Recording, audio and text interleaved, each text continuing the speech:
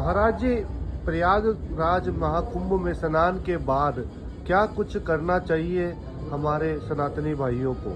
प्रयागराज में स्नान करने के पश्चात एक बार गंगा महारानी से निकलने के पश्चात यहाँ के रज को, यहाँ के धूल कण को अपने समस्त शरीर में लेपन करने के पश्चात पुनः एक बार गंगा में प्रवेश करके जय गंगे जय गंगे जय गंगे कह करके स्नान करना चाहिए।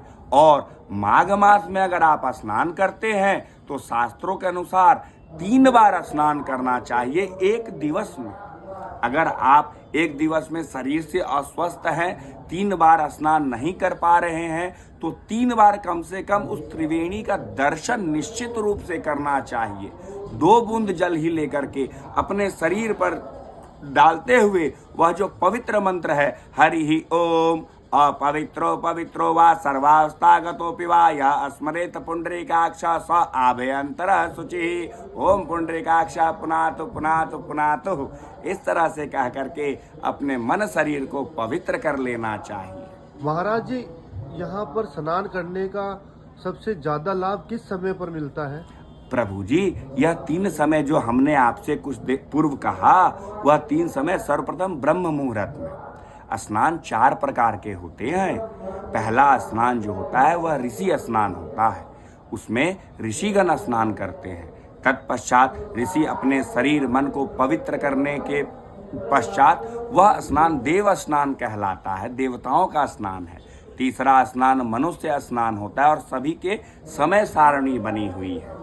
और उस स्नान के पश्चात जो भी स्नान है वह राक्षस स्नान कहलाता है। तो आप अगर इस प्रयागराज की धरती पर उपस्थित हो तो यह प्रयास निश्चित रूप से रखें कि ब्रह्म मुहूर्त में आप स्नान करें। दोपहर में राहु काल के पश्चात या राहु काल से पूर्व में आप स्नान कर सकते हैं। और तीसरा स्नान संध्या से पूर्व, अपने शास्त्रों में संध्या के पश्चात गंगा में स्नान, या आप किसी भी पवित्र नदी में अगर आप स्नान करते हैं, ऐसा पाप माना गया है। यहीं की धरती पर मैंने अनेकों को देखा कि 2 बजे रात्रि बेला में आए और स्नान कर लिया, तो क्या उससे लाभ मिल गया? उससे लाभ नहीं होगा। उससे आप पाप को ग्रास करके यहाँ से पुनः जा रहे हो। कारण कि शास्त्रों की मान्यता के अनुसार संध्या बेला के पश्चात रात्रि में किसी भी पवित्र नदी में स्नान नहीं करना चाहिए। महाराज जी, यहाँ से नियमानुसार स्नान इत्यादि करके और फिर घर जाते हैं, तो घर जाने के बाद में ऐसे कौन से विचार है जो मन में नहीं आने चाहिए? कहते हैं कि विचार लाने से ही पाप कर चुके होते हो। कलयुग में आपने मानस अगर पढ़ा है, हमारे दर्शकगण जो कि आपके चैनल के माध्यम से देख रहे हैं, इस कलयुग में मात्र एक ही आधार है। वो भारत सरकार का आधार कार्ड नहीं है, वह आधार नाम है। अगर आप यहाँ स्नान करते हुए, स्नान करने के पश्चात या फिर उसके पश्चात आजीवन अगर आप प्रभु का नाम स्मरण करते हो, तो कुछ गलत विचार आने से पूर्व ही वह मेरे प्रभु, मेरे भगवान राम कृष्ण, देवाधिदेव महादेव, भगवती मैया, जगत जननी जगदम्बा मैया, उच्चैठवासिनी, आपके समस्त गलत विचारों को वह पूर्व में ही ग्रास कर लेती है। तो आप अगर भगवान का नाम लोगे तो निश्चित रूप से आपके मन में कुछ गलत विचार आएगा ही नहीं। विचार मेरे मन की उत्पत्ति है, मैं अपने मन में भगवान को प्रविष्ट किया हूं, तो मेरे मन में गलत विचार कहां से आएगा? सही है महाराज। ये अपने ऊपर नियंत्रण करना है। इसमें कोई ज्ञानी, कोई चीनी शक्कर की घोल तो है नहीं जो आपको घोलूंगा और पिला दूंगा।